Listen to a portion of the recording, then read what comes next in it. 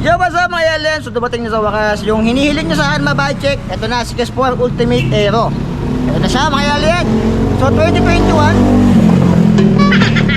ngayong 2022, titignan natin kung ano yung pesa nilagay sa kanya and kung magkano na siya ngayon mga alien. So kung gusto mo naman ganito content, huwag mahiya mag-follow and mag-subscribe mga alien. So tara, samahan nyo ako. Alamin natin kung ano yung pesa nilagay kay Kes4 Ultimate Aero 2022. Let's go! Woo!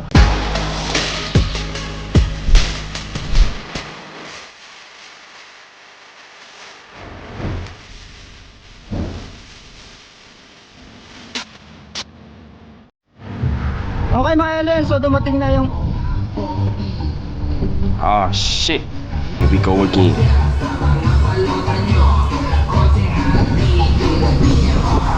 oh yeah! Woo! Woo! Woo!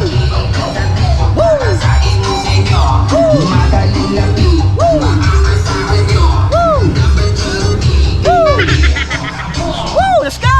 So simula tayo sa kanyang frame. Yung frame nito, yung material is alloy 6061. Yung geometry nito is aero type. Ito yung size niya 49 cm. Mamaya sabihin ko sa inyo yung mga available sizes. And ito naman yung kanyang material 6061 alloy, ICR, internal cable routing, and CRT. Nakalagay dito comfort rigid technology. Yung kinis ito, makinis siya mga alien sa kanyang seat tube, head tube, and down tube. Dito mayroon nakalagay na Aero Ultimate. And dito naman mayroong super light technology sa kanyang seat tube mga alien. Sa taas, Ultimate Aero din dito. I-texture pag ginawa ka mo dito. And matte type siya sa kanyang down tube. Para siyang safeguard na bagong bili. Yung kanyang top tube naman parang safeguard na gamit lang. Ayan. Yung sa baba mayroon ditong Kes4. Ayan, may texture din siya dito. Yung ICM na to, sa kanyang right side isa, sa kanyang left side ng down tube isa din. Sa top tube meron namang isa para sa kanyang rim brake. Ayan. So hindi siya naka-disc brake, naka-rim brake siya mga alien. Nilagay natin ng beer, meron dito isa, dalawa sa kanyang down tube and kanyang seat tube. Dito naman meron dito nakalagay na 700C Ultimate Aero. Dito hindi siya makinis. And yung FD na ginamit sa kanya is Shimano Sora. Hindi ito yung naka-clamp type, ito yung naka-tornilyo dito. Ayan, may welding dito. Crankset naman niya, pro wheel ounce ang ginamit, 50, 34, BCD is a 110, and nakahalotik na to. May lago sa pamando sa modula Legion dito. Ayan, 170mm pro wheel ounce, 50, 30, 40. Yung chain na ginamit sa kanya, KMC Naro. Ayan, KMC Naro ginamit dito, and dito naman dumaan yung ICR sa kanyang ilalim. Meron ditong Kes4 sa kanyang seat stay. Parang flat dito banda. Ayan o. Flat yung dito niya. Yung seat stay niya flat. Ayan. Ito naman yung RFD na ginamit sa kanya is a Shimano Sora. Ito naman 1, 2, 3, 4, 5, 6, 7, 8, 9 9 speed. Ang ginamit dito Sunshine. And cassette na rin to. Cassette sprocket Sunshine 11 28 tick. Yung apps na ginamit kay Ultimate Aero is Formula. Ayan. And tignan natin kung may tunog. Wala. Simple lang. Wala siya masyadong tunog mga ilo. Dito naman sa rims niya, double wall alloy yung ginamit dito. Machine 11 yung ginamit sa kanyang rims. 24 yung kanyang spokes and naka-presta bag na rin to. Yung gulong na ginamit sa kanya, ito magandang klase na to. Maxxis detonator. So medyo talaga ito, parang sumasabog to detonator. Ayan. 700 by 25C yung ginamit sa kanya. So ito yung 25C. And so since naka-rim brake siya, ayan yung itsura niya. And yung ginamit sa kanyang caliper brake dito is a Z-Star yan. Yung ginagamit sa mga Triton. Ayan. Sa likod naman, meron ditong Q-up siya dito sa likod. And meron ditong Ultimate Aero na nakalagay sa kabila. Sa kabila, Kes4. Kes4 doon, Ultimate Aero naman dito. Seat post ito, aerodynamic and machine 11 yung ginamit. Ayan, alloy na rin to. And yung kanyang stock pedals, alloy to. And hindi pa to silvering. At inadyasan na kanyang upuan dito. Ang ginamit na saddle sa kanya, machine 11 na rin. Ayan, yung itsura. Ayan, simple lang yung machine 11. Yung part naman ito, ang ginamit is Kes4. Ayan, CF carbon. Ayan, carbon lodi mga alien. Ang material nito, carbon T800 yung ginamit dito. And malamang sa malamang ito is naka-tapered na rin. Si tapered yung kanyang frame, 4252, malamang tapered na yung ginamit na plug dito na carbon. Yung weight sa unahan, same lang sa likod.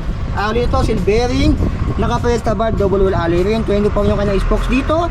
Maxxis Detonator, 700 by 25C. And C-star naman yung dito sa unahan. Syempre, same lang sa likod. And syempre, QR din to sa unahan. Ayan, tapered head tube. Ito naman, 80mm. Machine 11 yung ginamit sa kanya dito. Stem. And silver na yung kanyang headset dito. Yung drop bar naman ito, sa 420mm. And alin ito. Ayan, 420mm yung haba. And yung kanyang reach dito is a 75. And yung kanyang drop dito is 120. And syempre yung STI nito is a Shimano Sora. So ano kaya ang timbang ni K-Sport Ultimate Aero na naka-rim brake? Malamang sa malamang nasa 10 lang to or 9, mga ganun. Tara, alamin natin mga LS. Let's go! Okay, timbangan natin si K-Sport Ultimate Aero ng 3 beses. Unang timbang, 3, 2, 1. Okay, ayan, nakalutang mga alien. Nasa 10 lang talaga siya. Ayan, 10. 10.15. Unang timbang, 15 kg. Pangalawang timbang, 3, 2, 1. Okay. Ayan siya. 10.80 naman. Okay, 10.80. Isa pa, 3, 2, 1 para sigurado tayo. Okay, 10.15 naman ulit. So ayan, actual weight niya is a 10.15 kg. Patong beses na mga LS. Ano masabi niya sa timbang niya? Magaan siya dahil ito is rim brake to. Yan, kumpara mo pag naka-disc brake syempre. So bigat yun ng konti. Okay, so ayun yung timbang niya. Nasa 10.15 to 18 kg lang si K-Sport Ultimate Aero. So quick recap tayo. Yung frame nito is aerodynamic. Ang ginamit 6061 mga alien. And makinis na rin yung frame nito. Yung FD na ginamit sa kanya is Shimano Sora FD, RD, Shimano Sora din. STI niya, Shimano Sora din siya. And yung kanyang crankset, 50-34 Pro Wheel Ounce yung ginamit. And syempre Halotech na rin, may lago sa papunta sa model na Leo din dito. Ayan, BCD is a 110. Ito is a 11-28 teeth. Wala tayong nakitang bakal sa kanya mga alien, puro alloy siya. Ayan, silver yung hubs na rin yan. And 20 pa yung kanyang spokes. Maxxis detonator, 700 by 25 yung ginamit sa kanya. Super light technology and carbon loading yung kanyang port. So magkano nga ba to mga alien dito kay Budget Best Cavite? Ang presyo nito is tumataginting na 26,500 pesos. So sa 26,500 mo meron ka ng K-Sport Ultimate Aero. Soon mga alien, kukumpare natin to si K-Sport Ultimate Aero sa iba pang aerodynamic na mga frame or mga road bike mga alien. Okay mga alien, so yun na yung ating bike check dito kay K-Sport Ultimate Aero na matagal nyo lang request sa akin. Siguro panahon pa ng hapon, panahon pa ng dinosaur mga alien. Naka-Shimano Sora FD, RD, and STI. And syempre, ito is naka-Halotech na rin mga alien. So yung mga size na available ito is ipoposto sa screen mga alien. Yung size na available and yung kanilang mga kulay. Ayan, yung mga size na available and kulay mga alien. So maraming salamat sa mga patuloy na suporta dyan. Kung gusto mo ng mga ganito content, huwag mahiya mag-follow and mag-subscribe. Marami pa tayong babay check. And kung ano pang mga kalokohan ang i-upload natin sa mundo ng mga tao mga alien. So yun lang, maraming salamat. So be it, I love you all. Signing up. Woo!